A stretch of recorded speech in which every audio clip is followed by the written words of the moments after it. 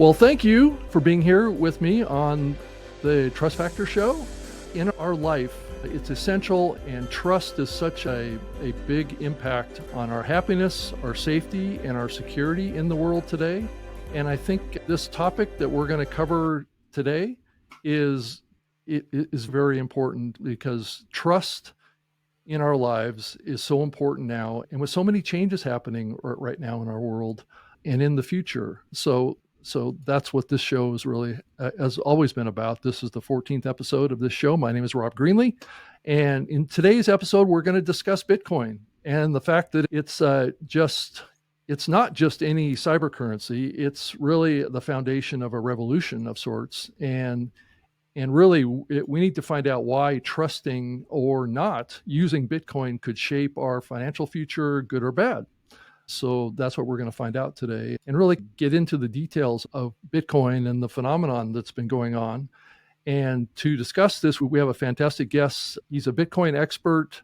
His name is Gary Leland, and he runs the BitBlock Boom conference that's going on April of 2025.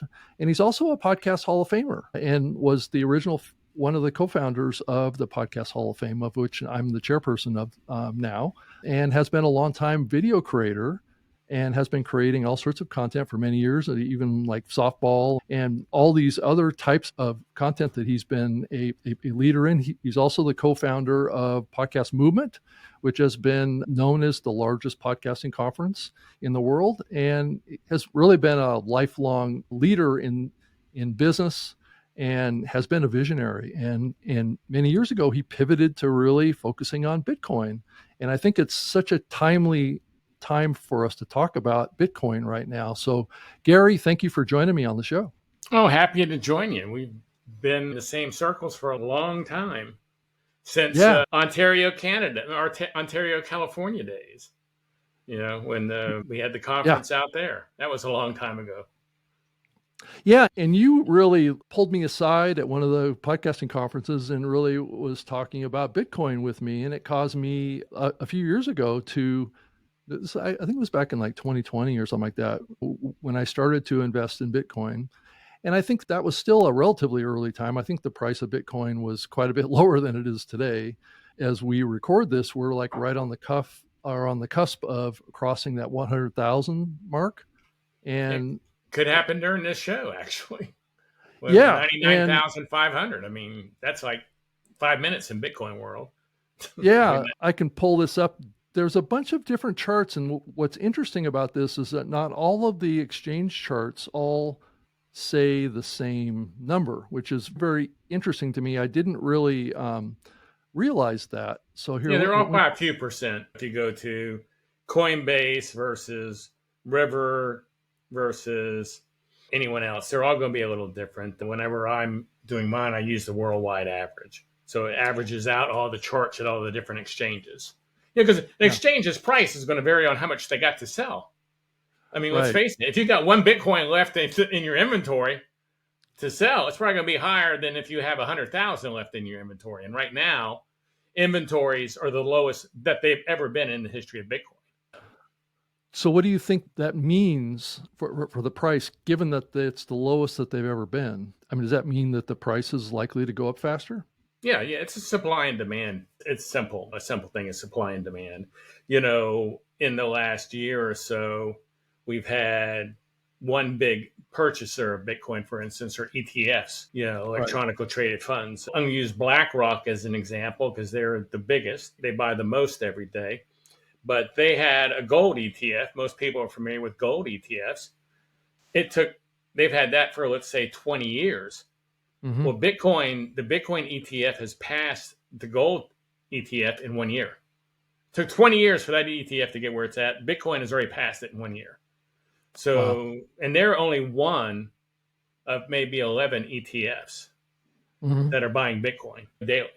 And BlackRock hardly ever sells it.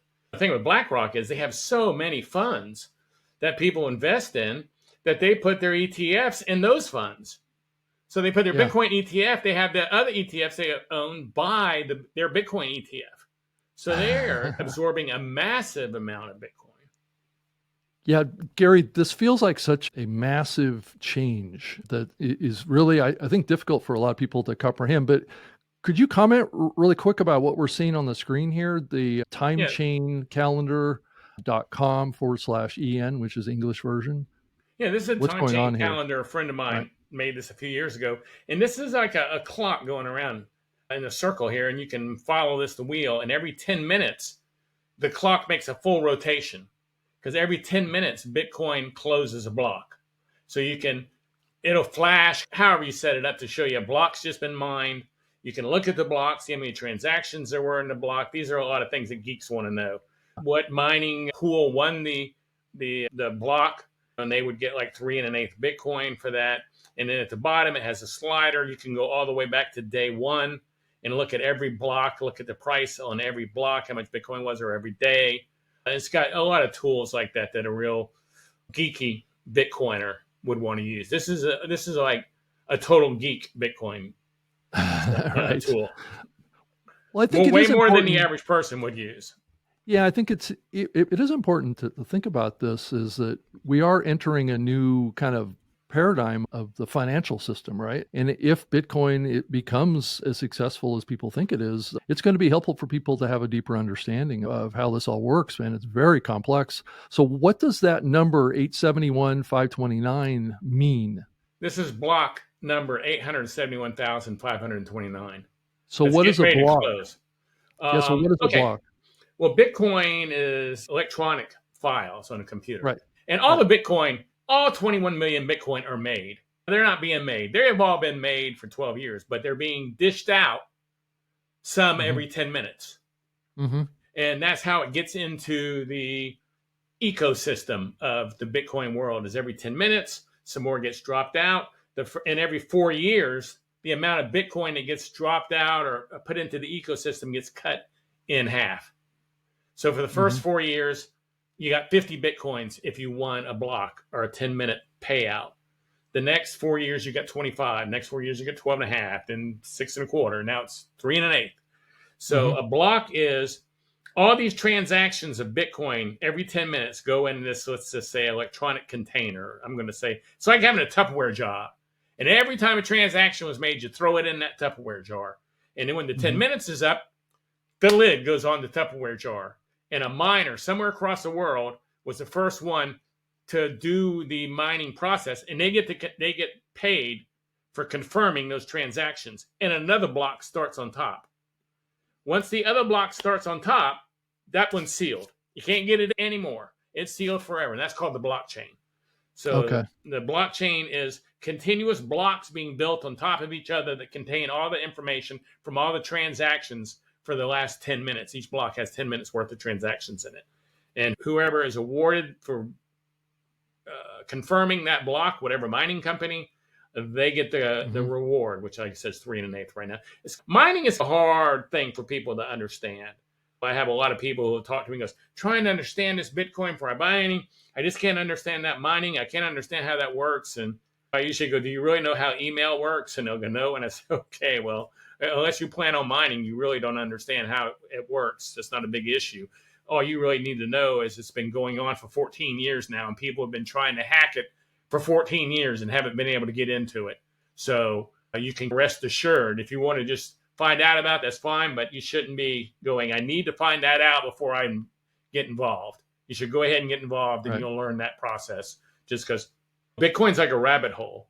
Once you go down the Bitcoin rabbit hole, you start learning things that you had no idea before. You start finding out about banking. You start finding out about Fort Knox. You start finding out about the Fed. You start finding out about what money is. Most people think they know what money is, but they don't. They have money, they work for money, they spend money, but they really have no idea what money is. And once you go down the Right. Bitcoin rabbit hole, you start learning these things. You have a desire to learn these things, and there's so Yeah. much stuff you don't know. You, if you're listening to Bitcoin podcasts all the time, you'll hear things you go, I don't even know what that word is. Right. But as time goes by, you get more educated. And the only way I have found for people to really get into it and get educated is to have some skin in the game. If you have some skin in the game, you're going to make sure and damn learn what's going on. If you don't have any skin in the game, you're not. And you might, but the Yeah. odds are you aren't. And then they'll pass you by.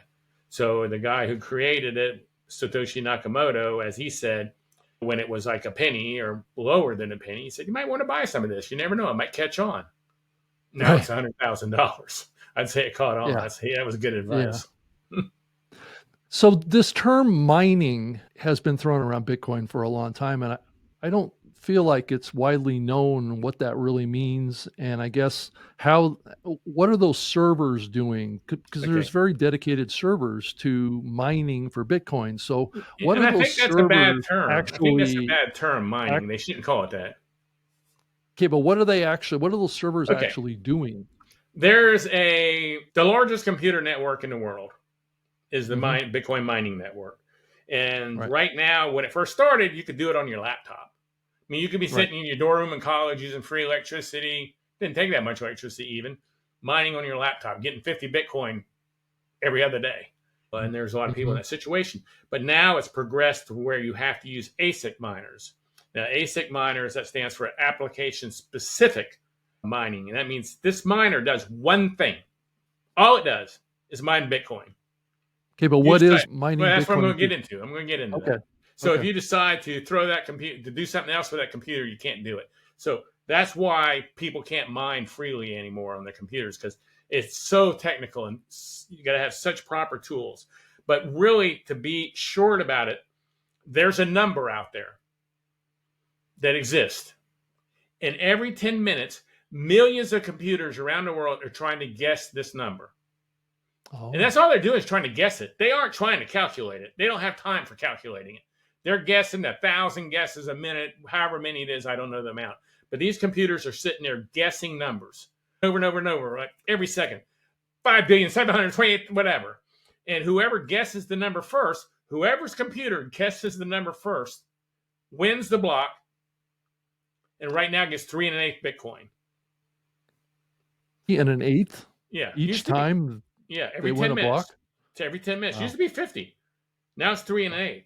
But there are so many computers guessing now. I mean, like here just in Texas, you have Riot Bitcoin. They have the largest Bitcoin mining facility in the United States. This thing is just football fields worth of mining machines stacked to the 20 foot tall. Wow. Now they're building, that's south of College Station where Texas A&M plays. Now they're building the world's largest. That's the U.S.'s largest. Now they're building the world's largest in Corsicana. I was down there 6 months ago to see it. The cooling pond for their water runoff is big enough you can put sailboats in it. This thing is gigantic they're making. But most people don't have that many mining machines as Riot does. So they really can't compete with Riot or Marathon Mining or any of these big guys. They just can't compete with them. So what they do is they all get together and they join forces in what's called a mining pool.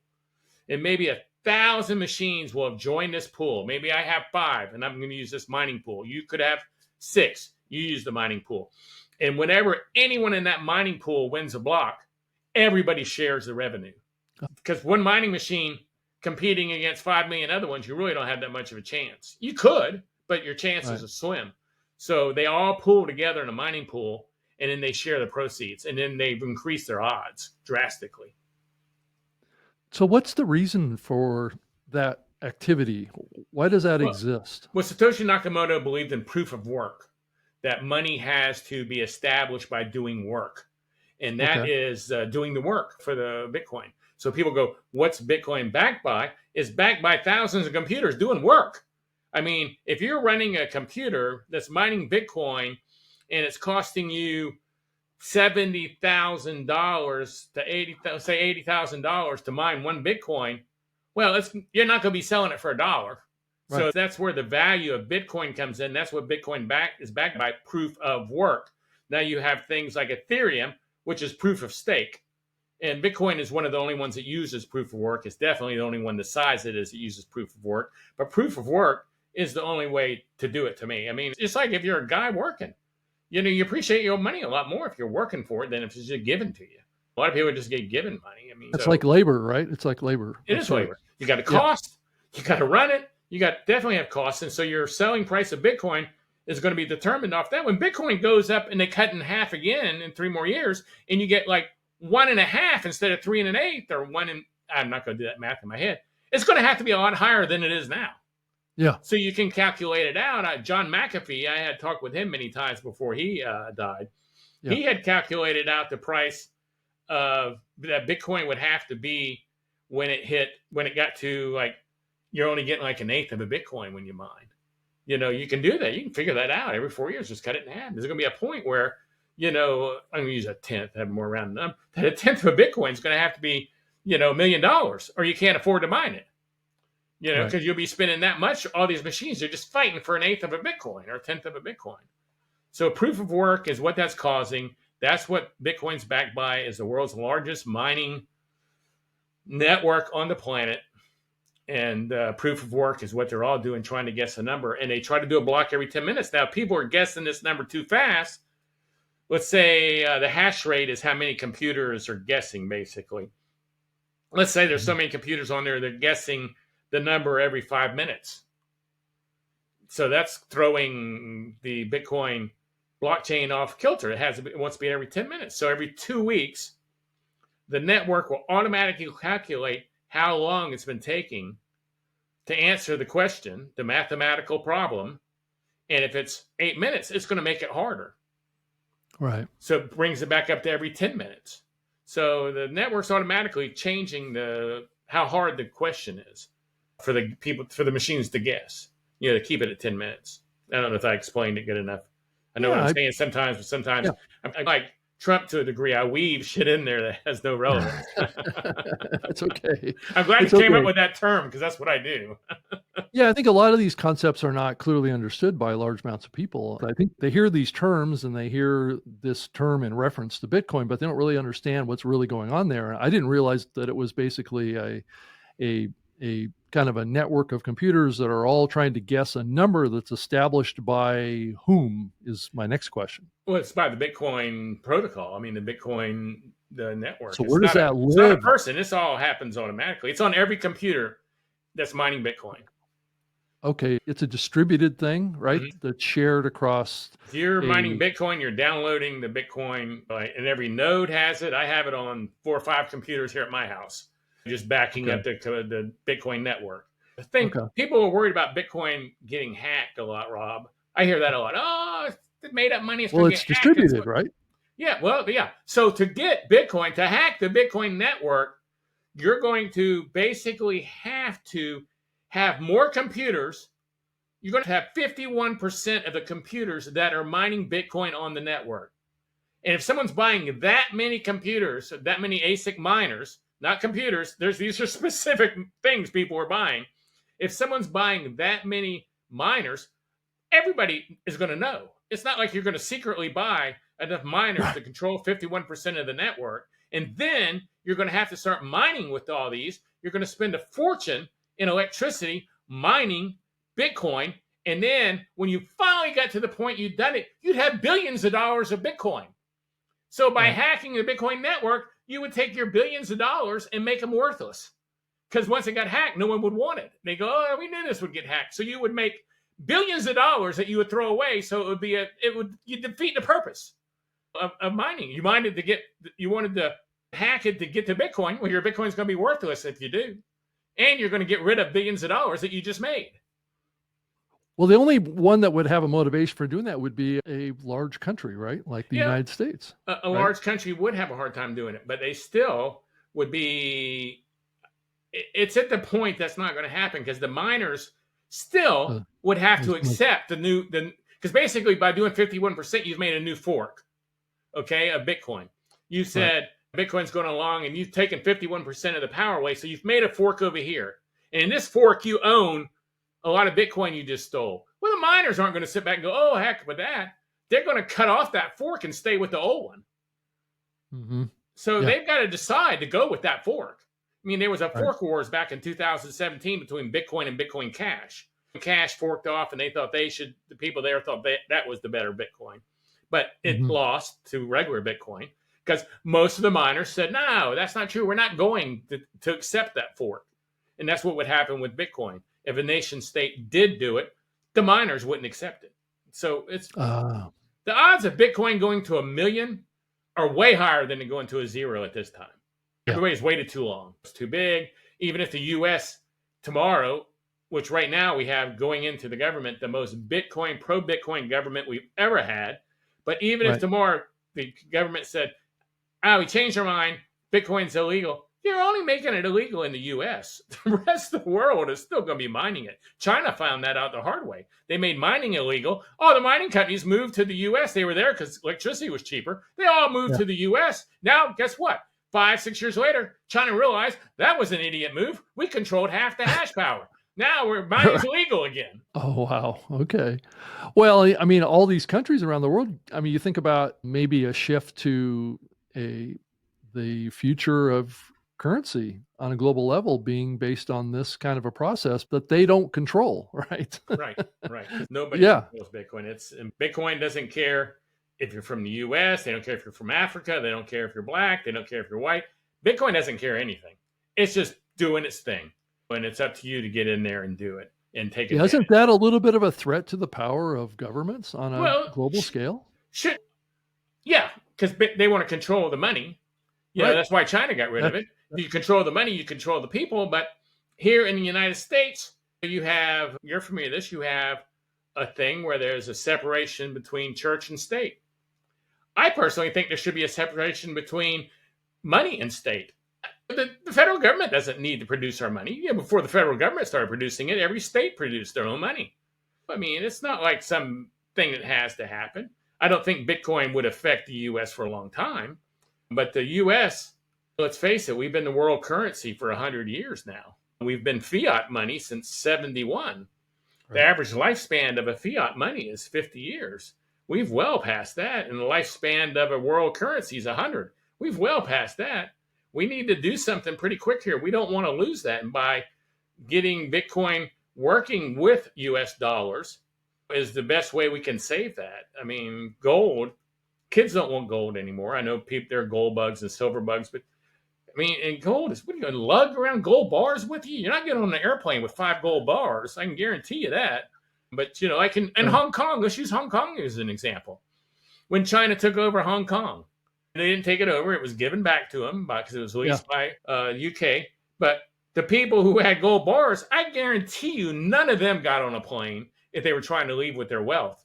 They were holding those gold bars under their bed. But the people who had Bitcoin, all they had to do was remember their key phrase. They could get on an airplane, fly anywhere they want. And when they got there, get on the computer, and there's their Bitcoin.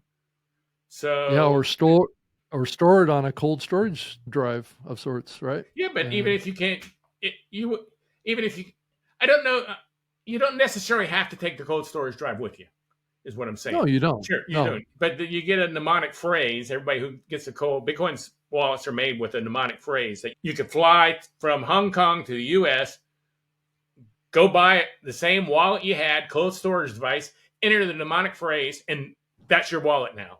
Destroyed the one before you left because you didn't want anyone at the airport knowing you had a wallet and saying, hey, you can't leave and your family can't leave until you give us your passwords. Yeah, that's a good point. Yeah, so you just destroy that. Just memorize 12 words.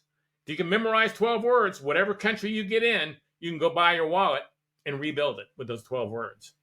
A lot of thought's been put into this. Do you think that is a possibility that just to use an example, the Federal Reserve here in the United States has a lot of power right now over the fiat currency and the monetary system? They would basically be losing control unless they got in on it, right? Well, the bank, Mellencamp Bank in New York, I think it may be the oldest bank in the United States, and it's definitely one of the biggest. I think they are even, don't hold me to this, but the Fed's not owned by the U.S. government. It's owned by 15 banks across the world, some number of banks, and I'm wrong. I'm always wrong on my numbers, but I'm close enough so it's owned by all these banks from across the planet, not by the U.S. government. So I think the bank, Mellencamp New York Bank is the owner of the Fed. They are the only bank in the United States that can hold Bitcoin. So they are moving into Bitcoin. They passed a bill. Banks could hold Bitcoin, so you would be able to walk into your bank or do it online and say, hey, I want to move $1,000 into Bitcoin, and the bank could handle it for you, and the bank would hold it for you. People are used to being taken care of in their financial systems by banks. And Right. then Biden vetoed it. It passed the House, it passed the Senate, and Biden vetoed it. But then out of the blue, I think it was Gary Gensler at SEC allowed, even though that bill didn't pass and banks couldn't hold Bitcoin, Bank of New York Mellencamp all of a sudden got approved by Gary Gensler to hold Bitcoin.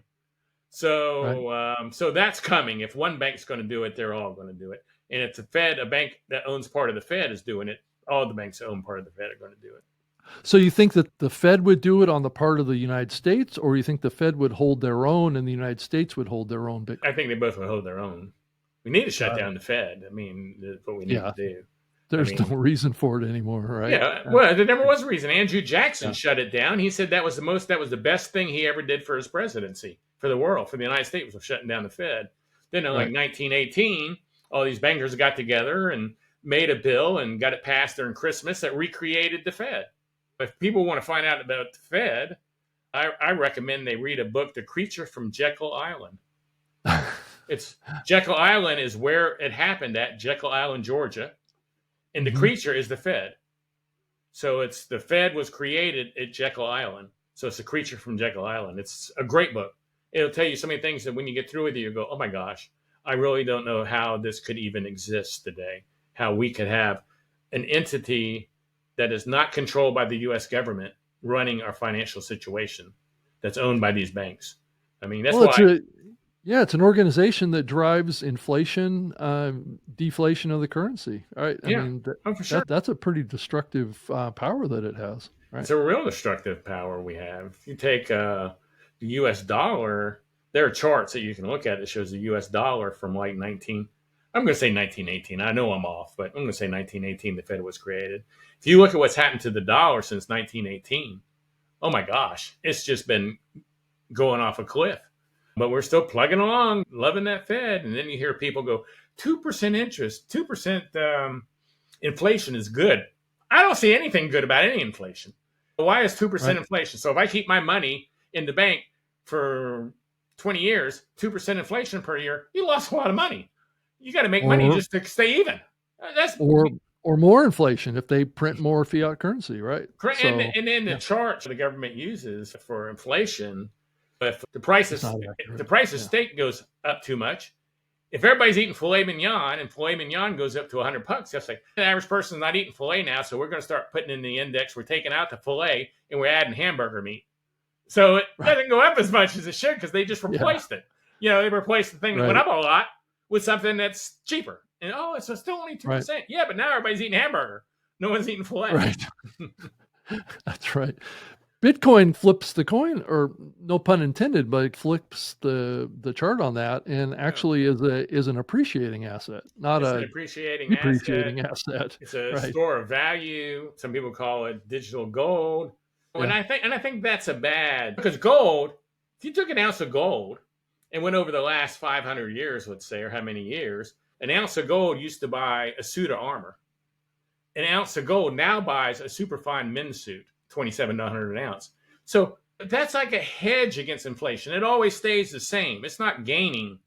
It doesn't really build wealth. It just holds on to wealth. Exactly. Yeah. Gold holds on to wealth. And I'm not knocking people who are stacking gold.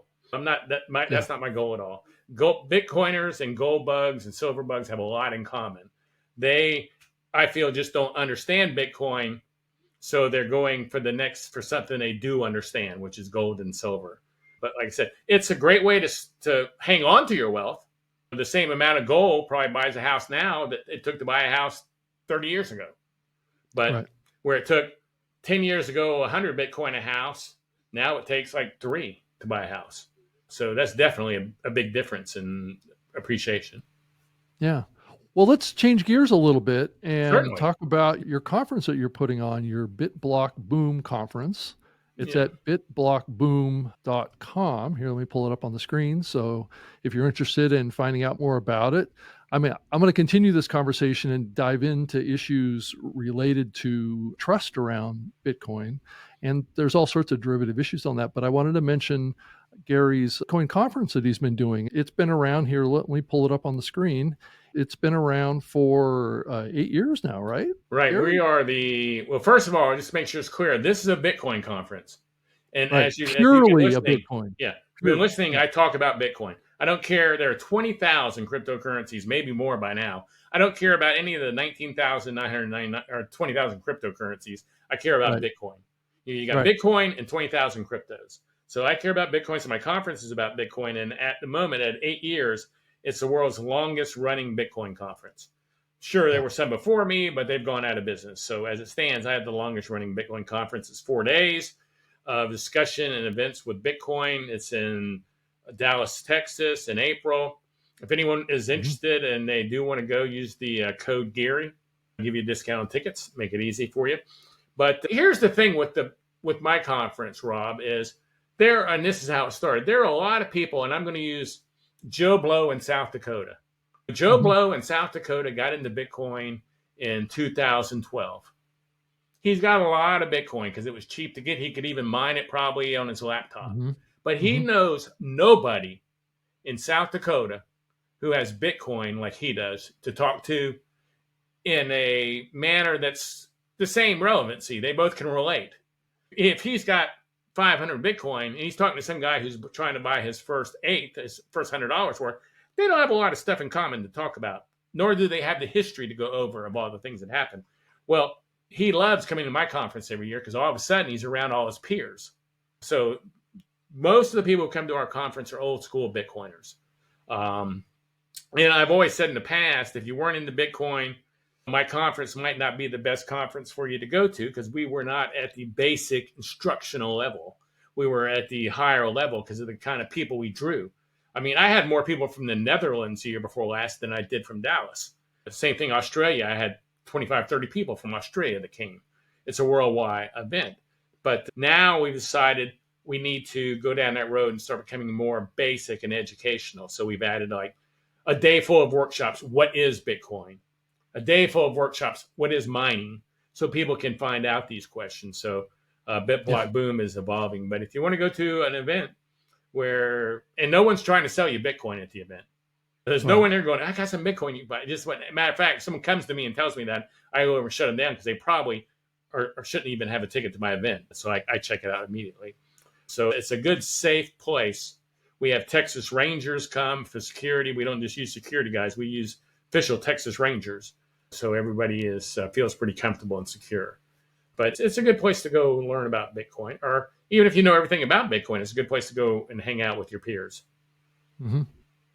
So let's talk now a little bit about trust in Bitcoin. I think a lot of people are hearing what's going on, that it's going to reach this $100,000 threshold of Bitcoin, and people are hyped and interested in getting into it, but they have this historical memory. Is it maybe they've heard from a friend that they've lost their Bitcoin, or there's just this kind of maybe under the carpet kind of feeling that they can't really trust putting their money into Bitcoin. And I guess that raises all sorts of questions around how to do it with this long-standing kind of skepticism. And there has been fraudsters in the past, and there is risks in, and I think that the industry has been very straightforward about that to some degree. And it's been obvious based on things that have happened in the news that people have heard about that have maybe soured them a little bit to trusting this with their hard-earned money, right? As they think to Yeah. the future. And so what do you think that people need to be thinking about with Bitcoin here that will help them build more of a maybe short to long-term kind of feeling of trust around it? Well, you're correct. It's a lot of stuff has happened in Bitcoin, but let me also state that Bitcoin itself, the Bitcoin network, the Bitcoin system, it's never been hacked and no Bitcoin's ever been stolen from that. Right. Bitcoin has been stolen from people after they took possession of it, not from the network. No, so and here's what typically happens. For instance, a lot of people will buy Bitcoin at Coinbase, and they leave it on that exchange at Coinbase, and they don't take self custody of it because they, for some reason, think that exchange is a bank with FDIC. It's not. Only banks have FDIC, not Bitcoin exchanges. Mhm. So right now, at some point in time, I was talking to someone yesterday. I was at a Bitcoin conference, and we were talking about Coinbase was hacked at a time, and they didn't get any Bitcoin from them, but they got a lot of users' information, is what I was told. Like I said, I haven't investigated this personally. So what they're doing now is they're calling people because they have people's information. They know these people have a Coinbase account. They know their name, and they have their contact information. Evidently, they have their phone number. And they call them up and go, hi, we're with Coinbase. We have a possible hack going on, and we need to help you secure your Bitcoin. And they go, oh, my gosh, thank you. And they go, we need to confirm that you are who we think you are. Please give us your password and username. And they do it. And then they just log in their account and steal their Bitcoin. Right. I mean, that's a big thing right now. People usually give up the information. I was at the 7-Eleven here, and I've known him forever. He's like, he gives me free coffee in the mornings because I will answer his Bitcoin questions. One day I came in and said, oh my gosh, Coinbase has stolen my wife's Bitcoin. I said, what? Yeah. She went to her account and there's no Bitcoin in there. She's stolen it. They even called her one day. I said, they called her? I said, yeah. And I said, no, I have a feeling that some hackers called your wife and that she may have given them the username. Oh, no, she'd never done that. I said, well, you might want to go home and check on that. Next day I came up for coffee. He goes, oh my God, Gary, you're right. Someone called saying they were Coinbase and they needed her account number and password, and she gave it to him. I said, yeah, I had a feeling that was what had happened. So, yeah, people don't realize, here's the deal in a nutshell. With Bitcoin, I mean, unless you want to leave it on a reserve or someplace, but for the most part, you're your own bank. I mean, you are your bank. You don't have a bank taking care of you because, as I said, at the moment, it's illegal for banks to hold Bitcoin except for the one bank. So you are a bank. Now, being a bank is great power. I mean, it's great power. Oh my gosh. Why do you think there's a bank on every corner? I mean, being a bank is a great power. You can basically print money. But now that you're a bank, you got to realize with great power comes great responsibility. Whether you want to quote Voltaire or Uncle Ben, but having great power is a great responsibility. And most people are not prepared for that responsibility, nor do they want to take the responsibility. So you've got a cold card thing, cold. Yeah, you've taken it. I've taken it's a Trezor. Yeah, it's brand is a irrelevant. Trezor. And another thing people do is they go to, for instance, you could go to the Treasurer where you got yours and you could buy it, and let's say it's $100. Whatever the price is, I don't know, nor do I care. But then they go to Amazon and they say, oh, this guy's selling treasures for $25. I'll buy one from him. Well, the guy on Amazon selling for $25, $50, $100, whatever, there's a chance, I'm not knocking anyone there, but there's a chance they've already opened the package and modified it. Yeah, modified it so that when you put your Bitcoin on it, they can take it off as fast as you put it on. So if you do buy a wallet, you have to buy it from the company that made it.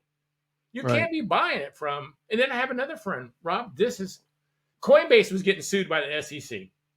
That was happening. So I would contact friends I knew that I had orange pilled or talked into Bitcoin to tell them, hey, do you still have your Bitcoin on Coinbase? And they go, yes, and you need to get it off.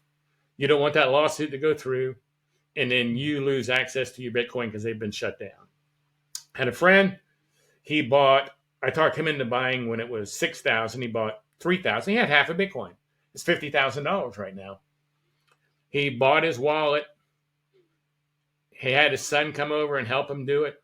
When you buy your wallet, it makes you write down all the passwords, phrases, and it'll ask you, what was word number 8? What was word number 2? It wants to make sure you've written all this stuff down.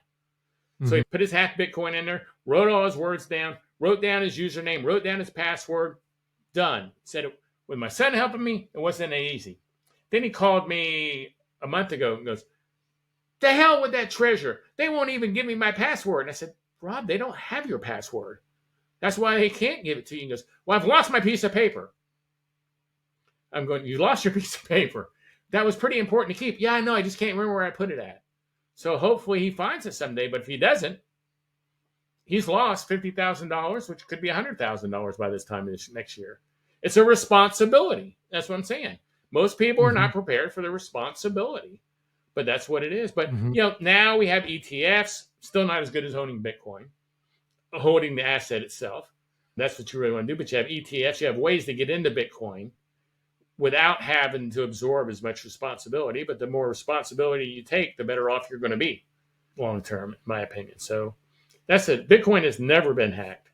It's safe. It's the sloppiness of the people who buy the Bitcoin is the point I'm trying to make that has done. Well, it's also, they're probably not educated about how it all works, right? I Yeah, mean, I for can say sure. that's been my experience For sure. all And it's along worth your here is just time. not This is something that's worth your right, time learning. I mean, right. people spend more time figuring out how to set up their podcast studio than they do trying to figure out how to secure their Bitcoin. I mean, for Yeah, real. They just buy it and leave it. yeah. Okay, I bought it. It's sitting there. Yeah, it's not insured, dude. If someone hacks into that, no matter what it is, you've lost your Bitcoin. And they're going to go, sorry, we got hacked and you lost your Bitcoin. It's happened. It's not like it Mhm. hasn't happened. It's happened. I don't know how many times it's got to happen for people to, well, the people who had it happen to them, though, but then time goes by. And that's what happened. Time goes by, new people get in, and they all get taken advantage of. So let's play out a scenario. A person loads one of these apps, right? They're able to go in and invest $1,000 or whatever, and they get a fraction of a Bitcoin, right? They get a point zero one, or they get point one, or whatever that number is that they invested in, and it's held in a exchange, right? That Mhm. gives you the ability to buy, and you want to export it out of there into a cold storage like a Trezor. What is that typical process that enables that to happen? So when you buy it, you don't necessarily have to do a bunch of setup No, you don't before have you to do can anything. export it, do you? No, Right, the exchange makes you a wallet automatically. And right. basically, it's really simple. Your treasure, you said, or whatever wallet whatever you use to Mhm, put it in, will have an address, a public address. Every wallet has a public address and a private key. Public address is like your email address. I would send you an email, Rob Greenlee at gmail.com. That's your public mhm. address. Your password Right, is what you enter to read all your emails. You don't want anyone having that. As long as you don't give right. anyone that, you're fine. But you would just go into your wallet, get that public address, copy it, go Mhm, over to the exchange, hit send to Bitcoin, put in the mhm, address, say send all. Usually it tells you how much you want to do. Say send all and send it. And that's it. okay, But you do want to make sure, just as a tip to people, when you paste that in there, when you take that out of your wallet, that address, and mhm. you paste it into the exchange, at least look at the first four letters and the last four letters on your wallet and make sure you copied the whole thing. Look at what you just pasted in. If Right, it starts with B125, make sure that your address is B125 on the thing. So if you check the right. first four and the last four, it's like 99.9% that the rest in the middle are going to be there. You just want to make sure you don't send it to a wallet that is missing a number. And then maybe it's flying out there in the world forever. We were talking about my friend who lost half a Bitcoin. Almost $4 million, over not dollars, almost 4 million Bitcoin they say are lost, gone Yeah, forever. So I've while heard we that. have 21 million Bitcoin were created, 4 million of them are lost forever by people sending it to wrong wallets. Someone threw away a laptop one time that had 4,000 Bitcoin on it, and they threw it away and it's in a landfill somewhere. Things like that happen all the time. So that's all. So Mhm. really, if you're trying to figure out how rare Bitcoin is, that there's only 21 million, really there's only 17 million Right. that'll ever be used. And the guy who invented Bitcoin, Satoshi Nakamoto, he has a million that he mined. He didn't even give it to himself. He mined it just like you and I would. No one even knows if he's alive anymore because it's never been touched or moved. So really, what's different about a cold storage device, like a little USB stick is what it's like? What's the difference between that and a regular USB stick? I think it's just made more user friendly for the most part. You could put it on a USB stick. There's a thing called an open dime, which is Mhm. basically a USB stick. If I want to give someone some Bitcoin, I did something with someone and I owed it $1,500. And they said, "Hey, could you pay me in Bitcoin?"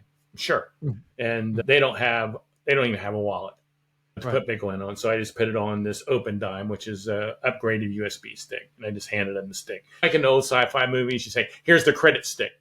That's what a wallet basically is. Mhm. But you have wallets on exchanges.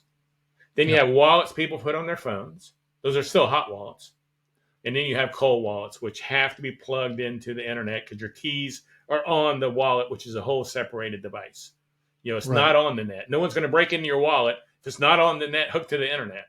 So Mhm. that's your top security. Then, what a lot of people do, and if you're buying a lot of Bitcoin, let's say you were buying $1 million worth of Bitcoin.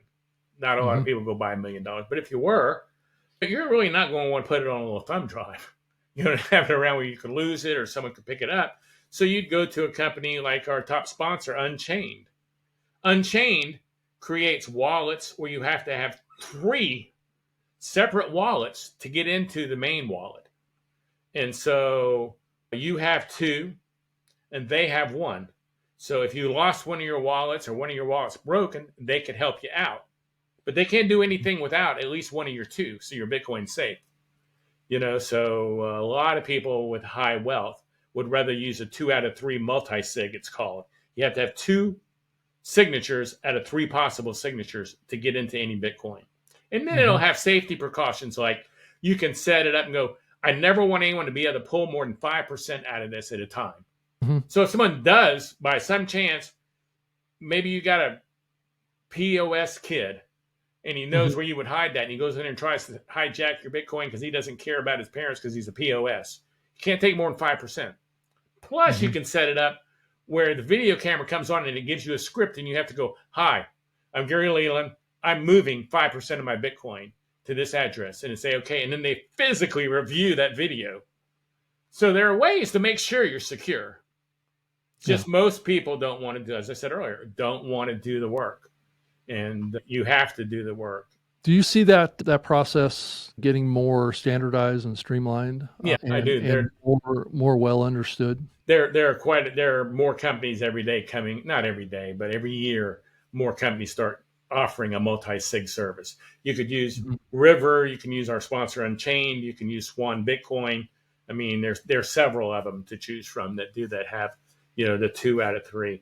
And what I recommend people do if they want to explore Bitcoin, and let's say you're not in a situation where you could throw $1,000 or $5,000 or the $1 million we were talking about, go to some place like Unchained or Swan or River, one of the 3, and you can set up dollar cost averaging, DCA. Yep. Yeah, that's how I bought into it, was just buying $100 a week for. Yeah, that's a stock thing. That's not a Bitcoin thing. Yeah. You could do as little as $10 a week or $10 a month, but set up something just like you did. So you're buying it automatically. So what happens is you get it when it's high, you get it when it's low, and hopefully you're averaging out in the middle, but you're acquiring Bitcoin. And before you know it, here's what really happens though, Rob, with people who dollar cost average. And I can tell you this from experience. When you dollar cost average for someplace, most of those places will offer you an optional email, monthly email, weekly email as a subscriber. You want to accept that and sign up for that. You just got to click a button, and they'll send you emails, and there'll be simple emails that'll give you information. Almost everybody I have signed up to do dollar cost averaging or talked into it, inevitably, after 2 or 3 months, they've been getting these emails. They got some skin in the game, and I talked about how important that was already.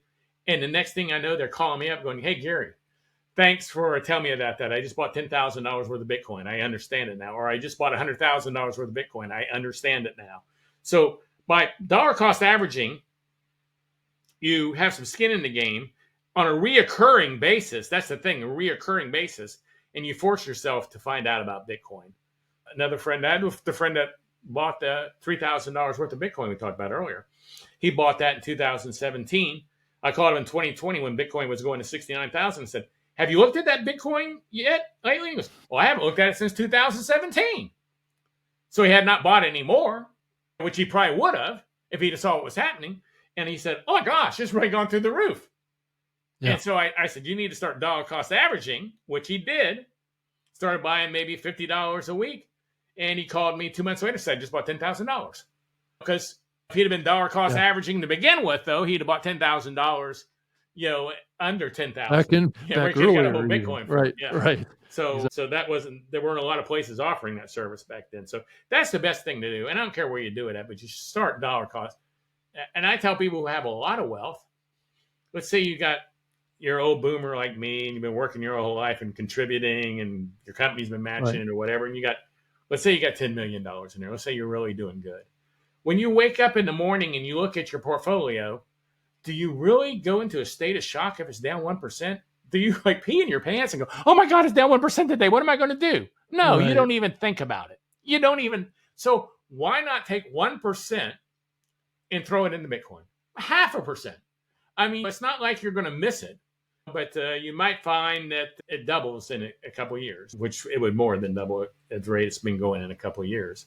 Like you said, Yeah. beginning of the year here, I think it was like $20,000. Now we're at 100. That's five times. Yeah.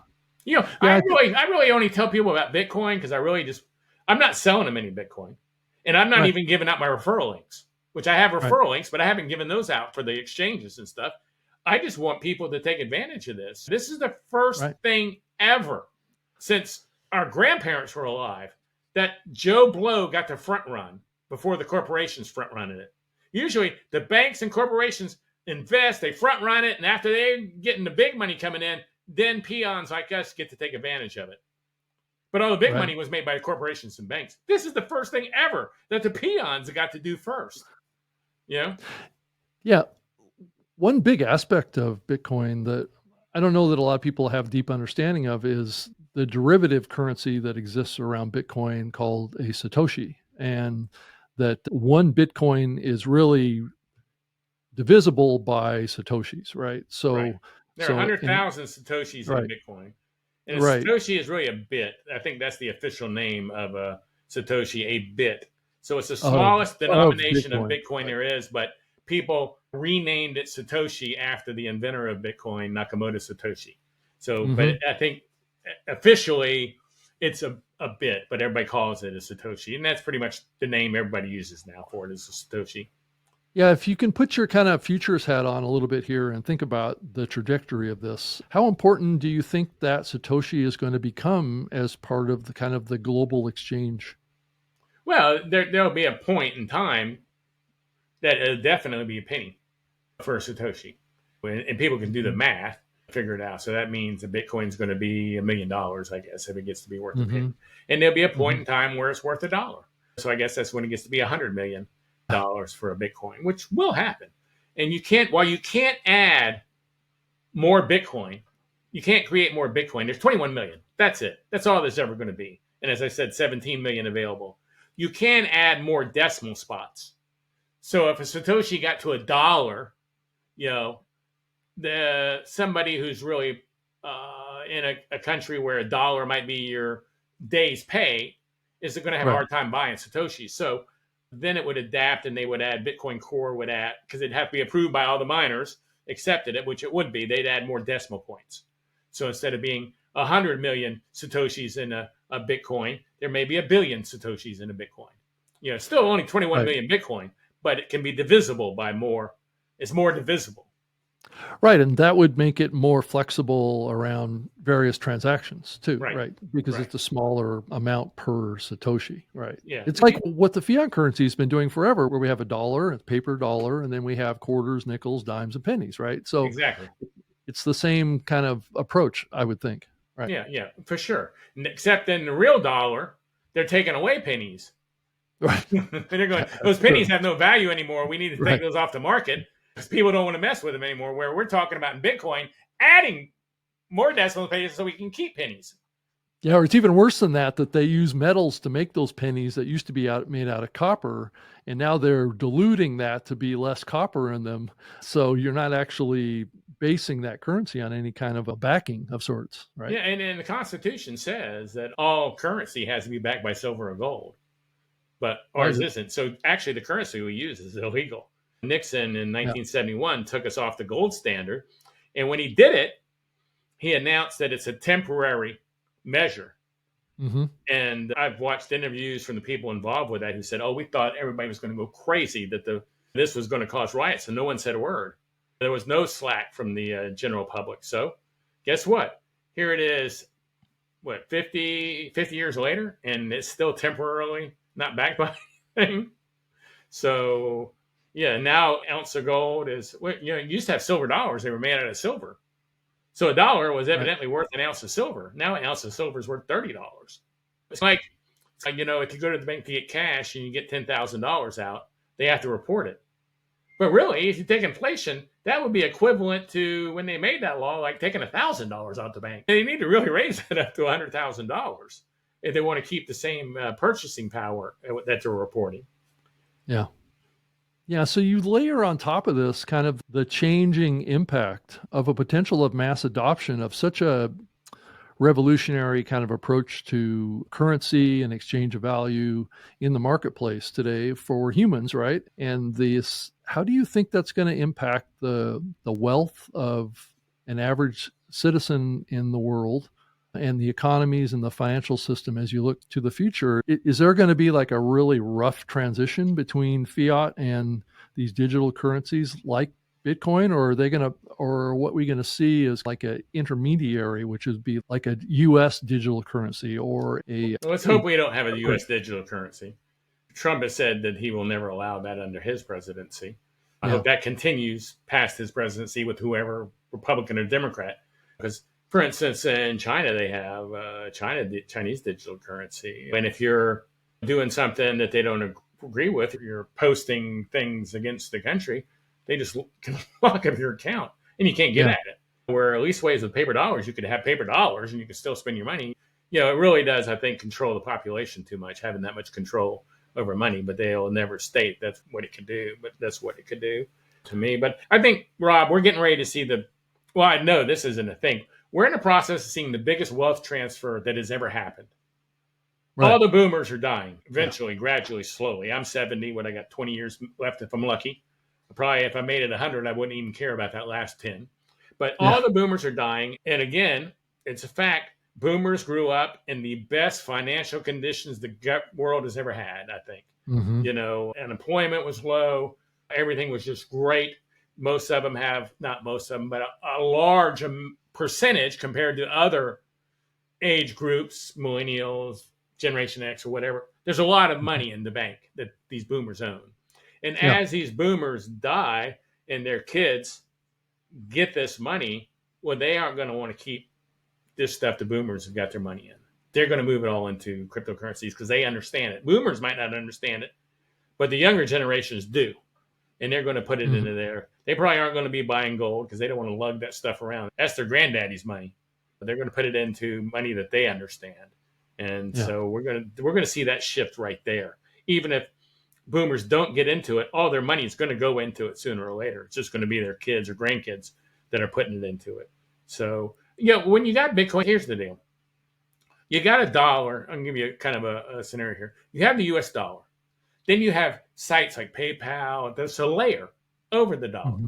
That's a layer. You got base layers of dollar. You have PayPal, all these things. Then you have another layer, credit cards and all these companies. That's another layer. Then you have another layer that's ETFs and stocks and stuff. So you have all these layers that are based off of, using the US dollar, which is the world currency, as their base layer. That's being built right now. You have Bitcoin, then you have exchanges, then you have Bitcoin ETFs, and then you have companies that will let you store your Bitcoin there and they'll give you a credit card.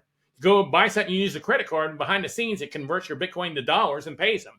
So all these layers are being built. This is a big thing. This isn't like a lot of people who understand Bitcoin thinks it's just some guys in the basement. I got some Bitcoin, I'm going to send it to Joe. This is a major industry. And so that's why I say the odds of it going to zero or the odds of it going to 1 million are way more than it going to zero now. There's too many big corporations and companies and too many people that have it for that to happen. So speaking of boomers, that is a generation that's approaching retirement, right? And I've also seen a lot of statistics that have pointed to the fact that a lot of boomers haven't really adequately prepared for retirement and having enough money in their IRAs or their investments. And is Bitcoin a potential solution to this retirement dilemma? And is it too late to get in? It's not too late to get in. People are scared of that. Let's put it this way. It's $100,000. But the people who bought at $1 said I was late. I could have got it at a nickel. People who bought it at $100 said, "Oh, I'm late. I could have got it at $1." Yeah. People who bought it at $1,000 said I was late. I could have got it at 100. People at 10,000 said that, and the people at 100,000 will say that. No one, I don't believe anyone in the history of Bitcoin has bought Bitcoin and said, "Oh my gosh, this is the best time ever. I am so smart. I got it." Except for the people who were mining it when it was a penny. And they didn't know if it would even have a value ever. They were just geeks that were just doing it because it could be done. So no one has ever bought Bitcoin thinking it is the best time. But everybody has thought they were late to the game who's ever bought Bitcoin. And only like 3% maybe of the planet even has any Bitcoin. So if only 3% of the planet, I truly believe and I may be dead before this happens, because like I said, I'm getting old. But I believe that if you bought Bitcoin still at $100,000, 10 years from now, your grandkids will go, Granddaddy, how did you know to buy that Bitcoin? Because we're all like getting our colleges paid for and our houses paid for and stuff. How did you know that? And that's what's going to happen, even at $100,000, because like I said, only 3% of the population has any. Yeah. So how do you think that this is going to go? I mean, how are more people going to be able to participate in this? Because if we're transitioning over to having an economy that's based on really transactions related to Bitcoin, then we're going to need to have everybody involved, right? Well, everybody will get involved sooner or later. Just everybody gets the price they deserve, is the same. If you don't want to take the time, if you want to be the little boy who cried cheap, keep missing it, that's fine. But you're going to get a worse price. Like I said, it certainly is not expensive to buy Bitcoin. I mean, yeah, a whole Bitcoin's $100,000. Not a lot of people for that, but you can buy $5 worth of Bitcoin. It's not expensive to buy Bitcoin. Right. You will buy it sooner or later, but it's just according to how much you want to get for your money. Right. And that's kind of part of my bigger question is that as we look to the future, now granted, boomers have a shorter life expectancy than like maybe a Gen Z or somebody like that, or a Gen X or any of those folks have much more time ahead of them. But do you think it's increasingly going to be important for participation in the economy to have everybody have a piece of Bitcoin? And how much do you think they should own today or in the next year to make sure that they're participating in this anti-inflationary medium? Well, it used to be that everybody's goal was to get 21 Bitcoins. That was the goal, because if you had 21, only 1 million people could have 21 Bitcoin. So that used to be the goal. And then that got hard to do for some reason. Right. I think the number was 12.9. I don't know where in the hell that came from, but that was the number everyone was banding around. Now it's 1. Your goal is to try to get to 1 Bitcoin. But a lot of people are saying your goal is to get to 0.1 Bitcoin. So we're starting to see that come up, that 0.1 Bitcoin can make in 10 years your retirement, whether you retire or not, that you could retire in 10 years on 0.1 Bitcoin. Problem is, though, is people confuse it with a stock. And they go, oh, I'm going to buy this and I'm going to sell it when it hits 100 and rebuy it and sell it and rebuy it. Well, first of all, it's a 24-hour-a-day, 7-day-a-week market. It's not like a stock market opens up at 9:30 and closes at 4 or whatever. It's just 24 hours, 7 days a week. And then if you take every year for Bitcoin, and as I keep saying, my numbers will be wrong, but it's something like there are 20 days out of the year that Bitcoin makes 50% of its growth, or maybe even a higher percentage than that. So if you're not in on those days, you're not going to make the money you should make. So really, I'm not a trader. I don't buy and sell Bitcoin and I'm an investor. I buy it for the long haul. And I'm 70. I bought Bitcoin yesterday. I've been buying it since 2017, and I bought some yesterday because I wanted to buy some at 90,000. I realized I hadn't bought any at 90,000. I will always buy at the high personally because I know it's going to go higher. So there's no point in time I'm going to go, it's too high, I can't buy it anymore. I'm always going to buy Bitcoin because it's always going to go higher. It'll go higher until I'm dead, and then it'll continue going higher, and I won't care about it anymore. So is there any point, or what would trigger you to sell some of your Bitcoin? Well, that's a good question. I was talking to someone the other day who has been in Bitcoin, since it was probably $5. So we can relatively say they have a lot of Bitcoin. There's an upside. Yeah. And they have sold none. I've never sold any. I've only acquired. I'm fortunate I'm in the business, or have been in the business, where I've made enough money to live off of, and I didn't need the Bitcoin. And I could take my excess and buy Bitcoin. So that's very fortunate, which she's been very fortunate. And we were talking, this I had never heard this. This actually made me laugh. She goes, Gary, I am sick of being Bitcoin poor. So, because she's got millions of dollars worth of Bitcoin. I mean, I wouldn't be surprised if it was $20 million worth of Bitcoin as long as she's been in it. But she doesn't have any money except for what she makes at work, because she doesn't want it. It says, every time I tell some people I'm going to sell it, they go, no, you can't sell it. You can't sell it. But, really, I'm waiting to see her again because I think I came up with a solution for her. She's at the point now, she has so much Bitcoin. She could pull out 5% a year. So she's going to pull out $1 million a year. I'm just guessing at numbers here. I'm not doing the math. but her Bitcoin is going to go up 50% a year. So pulling out 5% a year, she could never run out of money. I mean, literally, she could never run out of Bitcoin. I mean, literally, because she's going to, it's going up at a much higher rate than she's pulling out. So let's say she pulled out $1 million this year, Bitcoin doubled again next year, and she pulled out 5%, she's pulling out 2%, 2 million. So I think that's, if you're doing it long term, you want to save it and you want to buy as much as you can and save it as long as you can. But then there'd be a point where you go, okay, I'm ready to start living. I'm ready to start traveling. Maybe you want to be able to take your family to Europe for a week and pay for everybody's flights and hotel rooms once a year. Maybe you want to build these memories. You're certainly still at that point going to leave your kids plenty of Bitcoin. Plus, they'll have all these great memories. Because really, I feel like I have a long time to go, but I'll probably start doing a strategy like that soon, where I live fine now, I have a fine life, but yeah, I'm not flying my whole family to Europe for 2 weeks at the moment. I still fly regular class, not even first class. I believe that you need to, if you're a young person, you need to quit going out spending money on liquor or pot or e-cigarettes or stupid stuff, going to concerts. You need to, if you're 25 years old, you need for the next 10 years, save every penny you can save and scrimp and just buy Bitcoin with it. If you do that for 10 years, quit peeing away your money. And that's what you do when you go out drinking. You're peeing away your money. Literally. You need to quit peeing away your money and put it into Bitcoin, something that's going to grow and you're not going to miss it. And yeah, maybe you can't fly to a wedding in Denver for your buddy that was like just a buddy, not your best friend. Maybe you can't do some things. Maybe you can't buy $200 pair of jeans.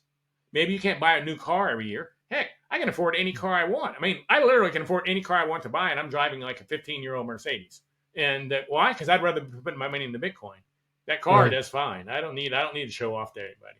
You don't need to buy a Rolex watch. Buy more Bitcoin with it. In 10 years with it, you can buy the presidential Rolex instead of the starting Rolex. That's what I try to tell people. Quit pissing your money away and just for 10 years, put it into Bitcoin and your life will change drastically. So how do you think this is going to impact value in the market, right? So as you think about, let's say I own one Bitcoin, it's 10 years from now, it's worth $1 million or that's a possibility that it could be. Yeah. And how does that cause the world to maintain, I guess, value, right? So if you think about, do you think that'll create a world where the cost to buy things will escalate, right? So instead of like today being able to buy a car for $50,000 US as well as $50,000 worth of Bitcoin, do you think that having all this wealth and abundance in Bitcoin will inflate the market and then actually reduce the buying power of those that convert? Yeah, I don't really see that happening. As it could be, but I see more as Bitcoin as not creating more wealth. It's redistributing the wealth from where it's at now. That's what I see. Oh, so, okay. And that's in my picture is, okay, there's still all this money out there, basically same amount, but now it's gone into the hands of people who would have never had it before. And that's what I got to earlier. Common Joe's got to front run this. Not corporations, just make it. So if this Bitcoin had been owned by all the corporations first, just like a stock, using this example as a stock, would we be worried that, this new stock came out and they all made all the money off of it? So we're going to have a lot of inflation because these banks made all these money. So I don't see that. Like I said, that's the thing. Is this the first time we've had a chance to be the victors, to take advantage of something? So I don't see it happening that way, which I guess it could, but I haven't envisioned that.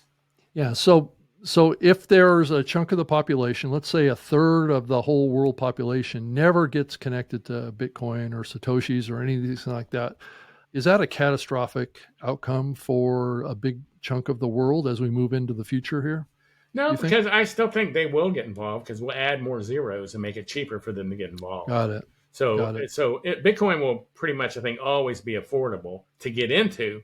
It's just the amount you're getting is not as much, and it's going to take more time. And there'll be a point, let's face it, there'll be a point that it's going to quit going up 400% a year. The higher the number is, the less volatility there is. When it gets it's the same thing with stocks too. Yeah. Stocks have that dynamic to them too. So, Yeah, when it gets to $1 million, it's not going to be near as volatile as it was when it was 100. right. And actually now that you have the ETFs and stuff, they're not like in these corporations buying these banks. They're not like trading; they're investing. Retirement fund goes into our state right now. The state of Texas is talking about Mhm. buying strategic reserve. Pennsylvania's putting together a program for street. Wyoming's putting together. I was talking to the guy yesterday who did all the writing for putting the strategic reserve for Wyoming. They want to be the first state to have the reserve, to have a state Mhm. reserve. Texas is the same thing. They want to be the first state. This is going to happen. These states are Mhm. fighting to be the first one to have a strategic reserve. When it gets, those people aren't selling. They aren't buying Bitcoin to trade. So as all that Bitcoin gets with these entities, the amount of ups and downs is going to drop. The volatility is going to drop drastically. So that's why people need to get in Mhm. now. Volatility is a good thing. People go, oh, it's too volatile. Yeah, it is volatile. That's why everybody's making so much money. If it wasn't volatile, Mhm. everybody wouldn't be getting rich off of Right. Bitcoin. Right. So volatility to me is a good thing. Now, are you familiar with micro strategies? I am. Yeah, Yeah. MSTR. If someone has money, yeah, because one thing that does happen, Rob, if you've got all this money in retirement and you're a boomer, and you pull it out and cash it out, you're paying capital gains, long-term capital gains. So you're taking a hit. So you're taking a hit to pull it out and put it in Bitcoin, but right off the bat, you're in the hole because you paid the capital gains. You could put your Bitcoin into MicroStrategies, for instance. MicroStrategy owns 320,000 Bitcoin. Their whole purpose of being a corporation is to buy and hold Bitcoin. They're never selling their Bitcoin. They just buy Bitcoin is all they do. That stock is going up like no tomorrow. I mean, it's already had a 10-for-1 split. It'll probably have another 10-for-1 split. So I recommend people look at that. And let me do say this. I'm not a financial advisor. I'm just telling people things that I look at. Make your own. But I'm not telling you anything. I'm telling you what I know of the past, what I think about the future, and you can use that information just to educate yourself and go do whatever you want to. But MicroStrategies, I think, is an excellent way, or even an ETF. You got to get some skin in the game. You really do. Yeah, I've heard some people say that maybe a good way of taking out your value out of Bitcoin would be to take a loan against it. Would you advise against Well, that? I've done that. I've done that. And here's Mhm. the thing about taking a loan against your Bitcoin that you have to be concerned about. Number one, you're putting your Bitcoin up as collateral. Right. Let's say you want $100,000, you're going to put up. They're probably going to make you put up $300,000 worth of Bitcoin, maybe $400,000 worth of Bitcoin to get that 100,000. Because Mhm. if Bitcoin does go for a drop in a bear market, you'll have a call. They want to be covered on that, but it could be to a point in time. I did it. Bitcoin was 40,000, and I thought it was going to continue going up. I said, okay, it's a great time. And no, it didn't. The bottom dropped out of it. So all my extra reserves I had weren't enough. Luckily, I had enough Bitcoin that when they called me and said, hey, you don't have enough Bitcoin in here, you need to add more. I Right. was able to add it. If not, I'd have lost all my Bitcoin. So Right. people need to make sure they're aware of that. While Bitcoin seems to always be on an upward trajectory, it does have bear markets. There are bear and bull It markets. does. Every 4 years there's a cycle. And you can look at the Yeah, all cycle. you have to do is look at the long-term chart on it, and you can see it. It's right Yeah, in and you front can of see you. we're at Right. the beginning of the bull run. So you just need to be aware of that. And another thing you have to consider is someone else is holding your Bitcoin. Right. And that is the most valuable asset on the planet. There's only 21 million. Nothing is as limited as that. Gold is not that limited. Guess what? When gold goes up to 5,000 an ounce, I guarantee you they'll be getting more than gold than they could because they couldn't afford to mine this particular gold at 2,000 an ounce, but they can afford it at $5,000 an ounce. So gold, more expensive gold gets, the more gold it comes on the market. But Bitcoin Right. doesn't matter what happens. No more is coming on the market. It's Right. cut in stone. So you can do that. It's just like I said, you need to just be safe. Two things. Number one, you got to have enough Bitcoin for the calls in case it drops. And number two, you got to realize you're giving someone else your Bitcoin and they have control of your Bitcoin, not you. Yeah, so all you have to do is look at the chart. I've got the chart up on the screen here, and you can see what I'm talking about, or what we're talking about here. The volatility is very significant. This goes all the way back to 2011. Well, look And so though, it was but pretty much, go to 2011. Push that back to 2011 for me. yeah, Is that 11? 19 cents. Yeah. Yeah. Okay. Now come out here to 2017. Put it on 2017. That's what I want to see. 17 would be right here. Okay, this is 2017 you're looking at now. This is the year that on Thanksgiving, it was $7,000. Christmas Day, it was $19,000. And it seemed like the end of the world when that drop happened. Oh my gosh. It was the biggest thing going. It was as big as this candle here for today, the one all the way to the right at the time. But now look at that candle. Where it dropped from 20 down to 3, you can't even tell. It's nothing. Right. It's a blip. It's gone. Yeah, it's a blip on the thing. And it went that year from 7,000 Thanksgiving to 19,000 by Christmas, and then dropped to $3,000. And it's a blip. That's the low point right there. Mm-hmm. Yeah. $3,200 was the low point after being at 17,000. Yeah. People were, and actually that's this particular exchange. I think most people would agree it hit 19,000 at the high. So so like I said, that's just a blip. And I know how many people sold their stuff at that. And actually Todd Cochran sold his at $20,000. And we talked about that online on the show, I believe. So I don't think that's a secret. You might check with him. You might need to cut that out. I don't want to make him look bad.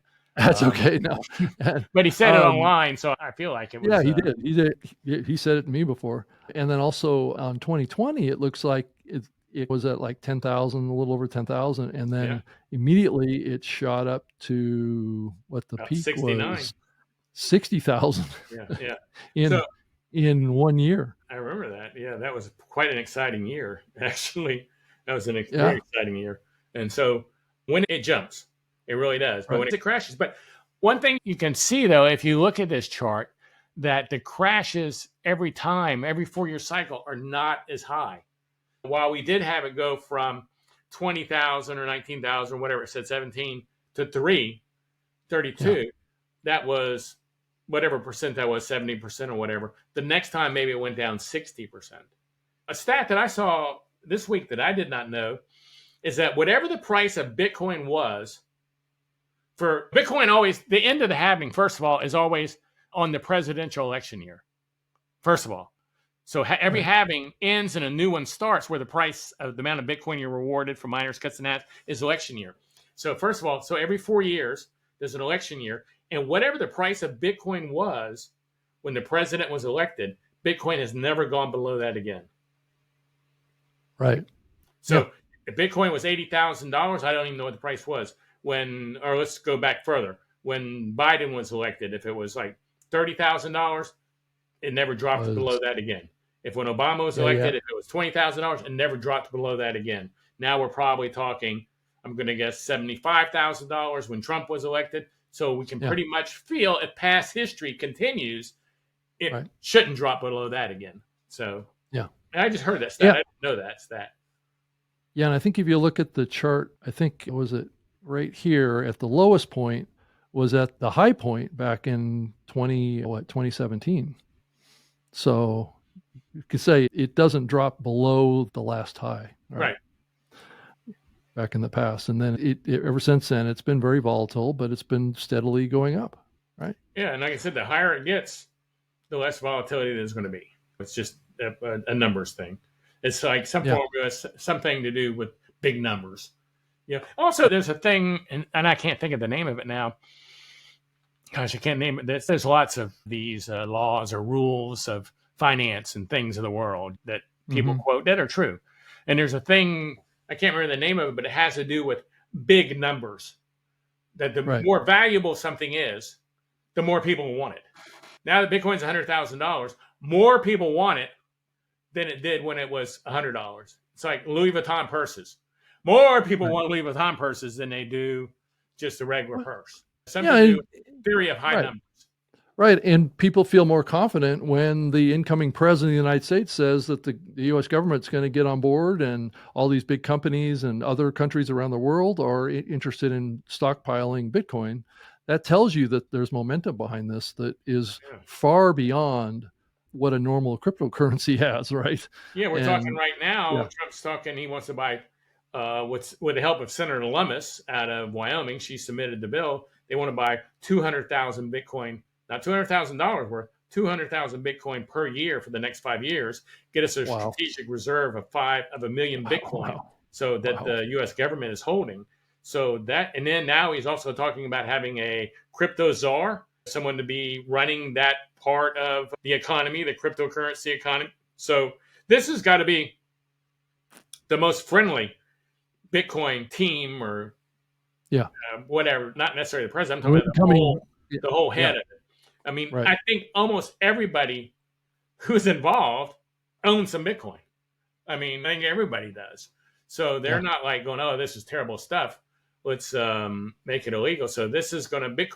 I feel Bitcoin should do as good as it's ever done, if not better, under this group of people as far as Right. Bitcoin goes. Whether everything Yeah. else goes good or not, I'm not saying, but I do think Bitcoin. This is the best thing that could happen to Bitcoin. I think Bitcoin was going to do great anyway, no matter who won, Rob, Right. because I don't think Right. it can be stopped at this point.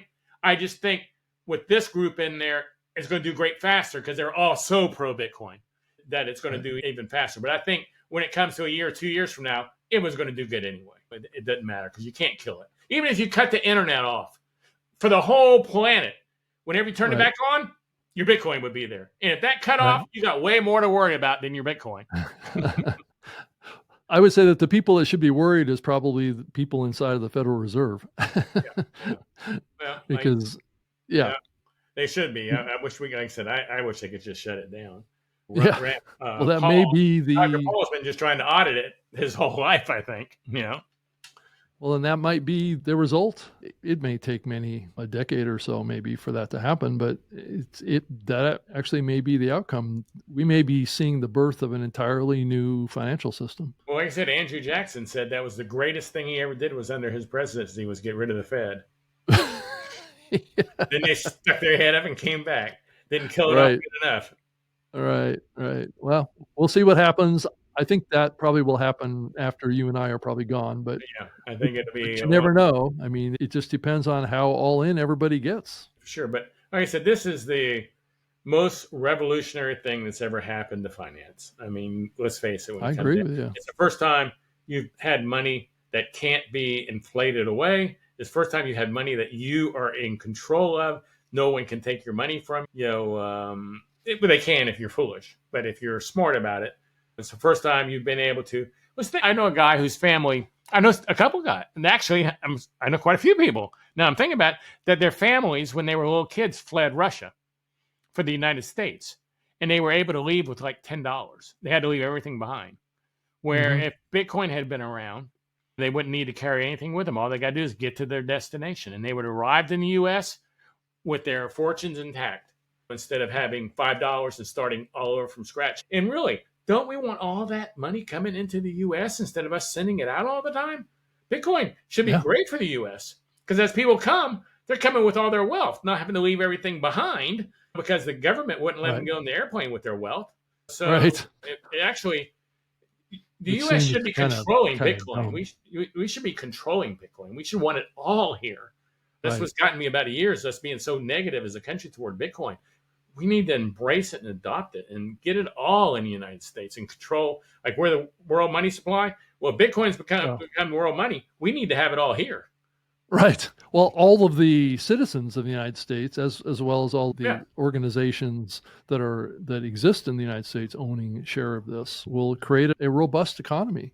I for think sure. ultimately in the long run, and you start thinking about the technology layer that's coming with robotics and automation and all this. I mean, you can envision this thought that Elon has put out. Elon Musk, the CEO of X and Tesla, his vision for what the future looks like is excessive abundance, right? So you combine Bitcoin with robotics and automation and unlimited energy of sorts, and you can really see how we might be in the early stage of formulating a whole new type of civilization that's very self-sustaining, very solid. People have the ability to live good quality lives. My worry is that there's going to be people left behind. Yeah, And and like I said, I think people will always be able to get into it, but you're right.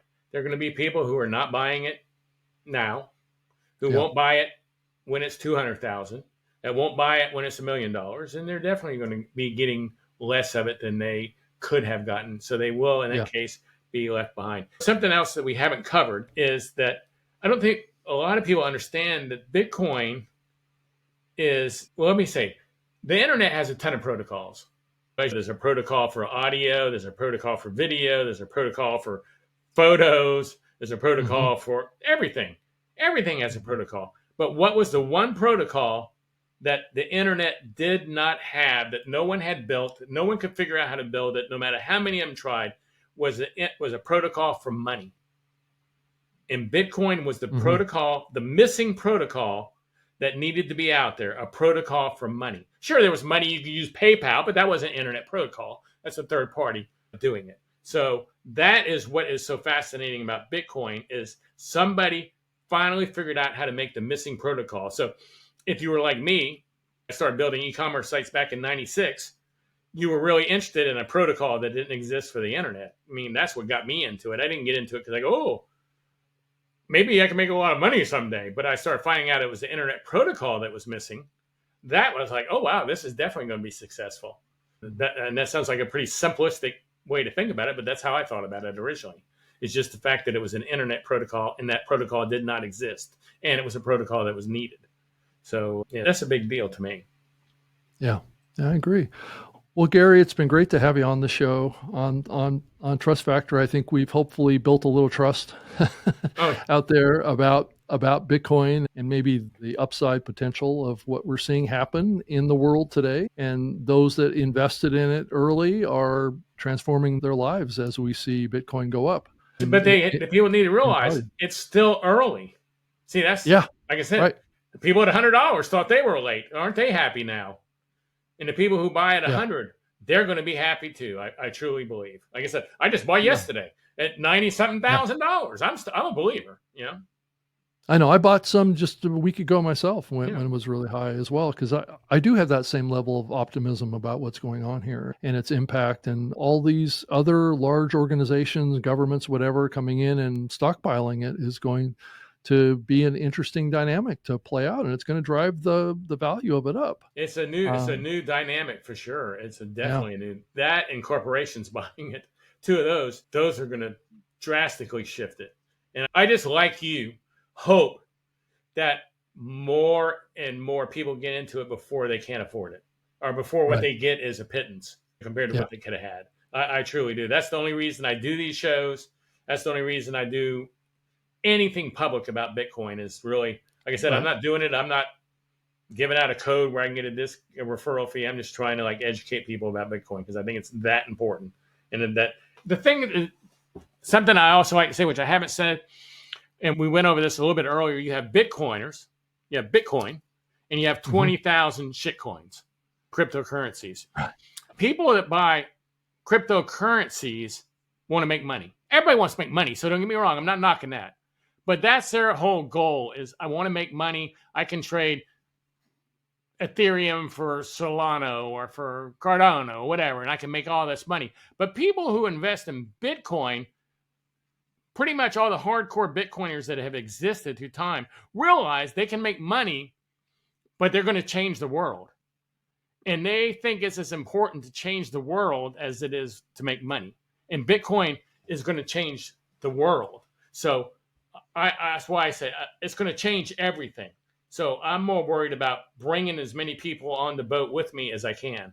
I want all the boats to rise. I want that tide to take everybody up, not just the corporations and the companies and the people who got it in a long time ago. And so in that thought pattern, we both do agree.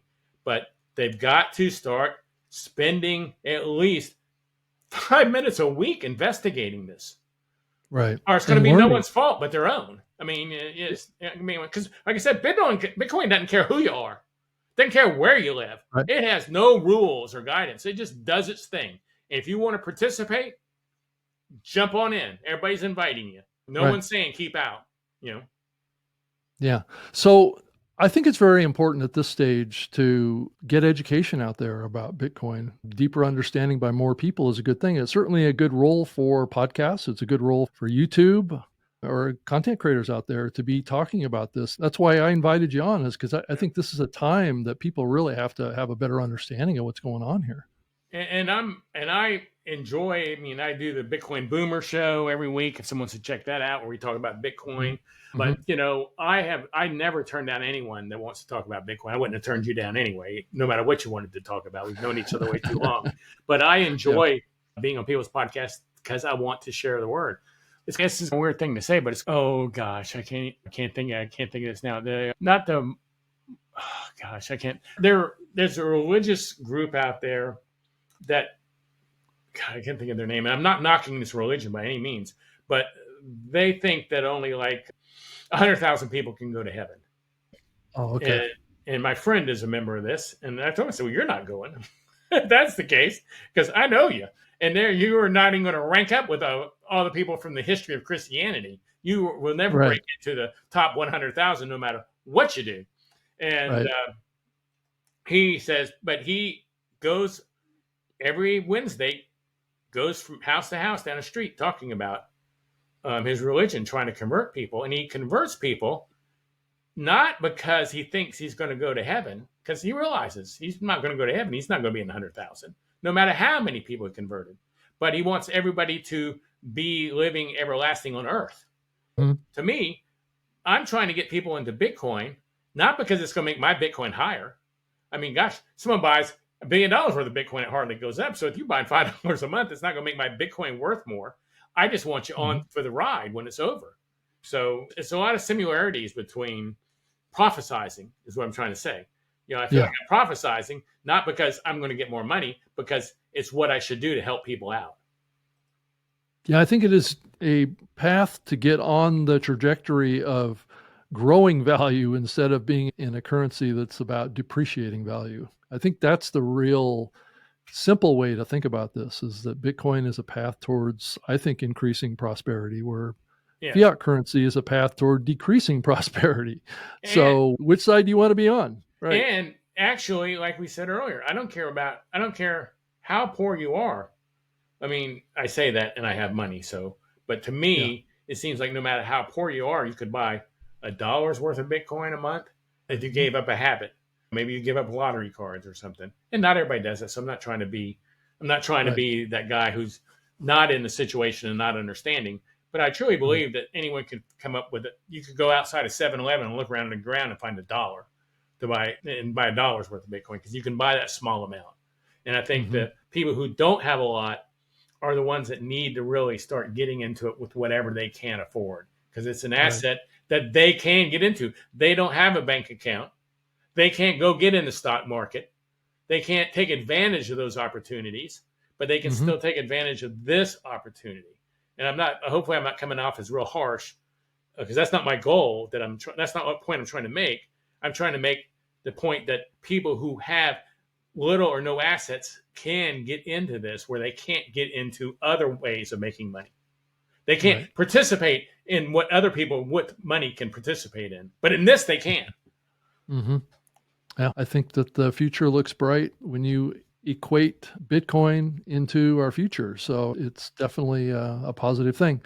Gary, thank you so much for spending so Oh, much time with me, trying to educate people, and hopefully we'll get a lot of people watching this that can pick up a lot of tips around what is going on with Bitcoin. well, So thank you for inviting me, and yeah, thank you also for taking over on the post of making sure that the Bitcoin Hall of Fame continues. Really started the podcast Hall of Fame. As the someone who, podcast, yeah, person who started that, that is near and dear to my heart. So I'm glad to see it wasn't something that had a 5-year run and pittered out. When, because that first year, as I told you earlier in the pre-show, I just picked all the people for the first year. And I'd hate to see them have to go through all that, or maybe not even get in the Hall of Fame, because now they're not known, because so much yeah, time has gone by. And then you have just these celebrities that are known big time getting in. Podcasting was another thing that regular folks got the front run. right, right. Yeah. So when are you going to start the Bitcoin Hall of Fame? Oh, I didn't know how you do that. I'm not. I'm through. I used to always say that I was really good at seeing what was going to come up. Things are going to be hot. Like I started building e-commerce sites in '96 when people told me I was stupid. People wouldn't buy stuff on the internet. And I remember in 2004, I started telling people about podcasting. Said, that's stupid. You can listen to your car radio. Why would you listen to a podcast? And now I'm telling people about Bitcoin, and they're going, it's made up money. So this is probably at 70, my last hurrah is just educating people about Bitcoin, which is what my conference is. It's really just educating about people about Bitcoin. So, but Rob, thank you for taking over the Podcasting Hall of Fame and making sure that keeps going. That's pretty exciting to me. And I know there are more people than you involved, but I'm talking to you right now. So I'm just going to say thank you to you. Sure. Oh, yeah. There's definitely a growing list of people that are involved in it now. So what's the best path for someone that's watching this that wants to get into Bitcoin and also learn more about what you're doing and how other resources? Well, if you want to follow me, I'm pretty much as Gary Leland everywhere. So I'm pretty easy to find. But the best path to do is basically what I said is, number one, go read the Bitcoin white paper. That is explaining what Bitcoin is. Satoshi Nakamoto wrote that as he released Bitcoin. And that'll take you 20 minutes to read, if 20 minutes. It's not that complicated. Read that and you get an understanding of the idea behind Bitcoin. I was into Bitcoin like 2 years before I ever bothered to read it. So I was like, oh, this is really educational. Read that and then go to Swan or go to River or go to Unchained and set up to start doing some dollar cost averaging and buy yourself, figure out how much money you can afford per week or per month to do. Some people that's going to be $5. Some people that's going to be $5,000. But figure out what you can afford to do. And like I said, if you have to quit a habit or peeing money away to do it, quit that and do it and put something away every month in Bitcoin. You can do it and not even notice it. And believe me, giving up cigarettes or e-cigarettes or liquor is way better to own Bitcoin than have those. I promise you. And then between reading the white paper, signing up for dollar cost averaging, I would gamble to say within a year, you've gone down the rabbit hole and you understand Bitcoin and you're going to be sending me an email. Thanks for being on Rob's show. I now have Bitcoin and I would never have this much wealth as was for you. Yeah, and my future looks financially bright because of it, right? Right, exactly. Yeah, it changes everything. You start, that rabbit hole is a deep rabbit hole and you'll be in it. All I watch is Bitcoin content now. All I watch. When I watch TV, it's on YouTube and I'm watching Bitcoin content all day because you can it's never a never ending rabbit hole. Well, and there is a lot of Bitcoin content on YouTube that is very helpful. I know I've been watching them quite a bit more lately, and it's helped me understand more about what's going on than I had paid attention to before. Even though I own Bitcoin, it wasn't like I was paying attention to it for multiple years. And I also bought mine through Swan, just like what you had mentioned. It seems like a really credible company, and they do a nice job. And in all openness, and attempt to be openness, I am an early investor in Swan. But I'm not in Unchained and I'm not in River. So I was naming the top three. So I don't want that to come out and go, oh, yeah, everybody go to Swan. He owns part of that. As an early advisor, they gave me stock for my participation. So, but I'm just saying it because I think it's a good company. I wouldn't have been involved with them. But I gave you two other ones also. Yeah. No, I think it is. I mean, my experience with it has been good. So I have my sister. My sister uses them. And she's 75, so I would not have my sister use them if I didn't feel that says a lot, actually, Gary. Because that's exactly some of the people that need to embrace this is ones that are in their 60s and actually 50s and 40s. Funny story is my sister called me up the other day in a panic, going, all my Bitcoin's missing from my account. There's no Bitcoin in there. And I went to their contact page. What a piece of shit. You can only send them an email. You can't call. I'm like, well, Cindy, that's pretty much the way the whole world is now. She goes, but my Bitcoin is missing. So, I know people there since who I am. And so I sent a message and Corey said, well, we've never lost anyone's Bitcoin. I'm sure it's there. Turns out she changed her email address and forgot. It was logging in with her old email address and it was an account that had no Bitcoin in it. But she had forgotten. So they do have customer service. She would have got the help, but she just got it faster because I had to make sure my sister didn't have a heart attack.